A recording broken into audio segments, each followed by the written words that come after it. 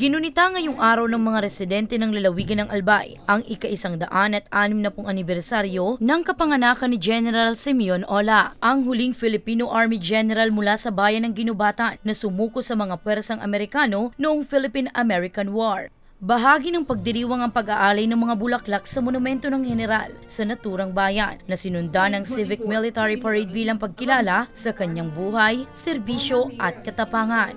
Dinaluhan ito ng mga kawani ng LGU sa pangunguna ni Mayor Gemma Onhoco, Philippine National Police, Bicol, Philippine Coast Guard Bicol, Philippine Navy, Philippine Army at maging ang apo sa tuhod ng General.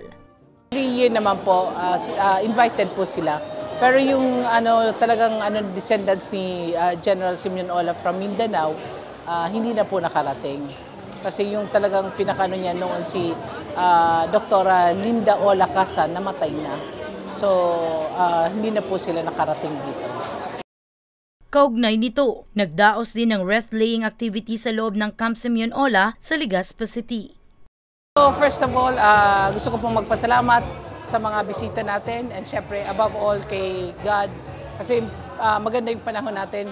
So talagang pinagdasal natin na hindi tayo ulanin and maganda naman, hindi masyadong maaraw, hindi nainitan masyado yung participants natin, and to the government officials and uniformed men, thank you very much for joining us in this simple celebration po sa Ola Day.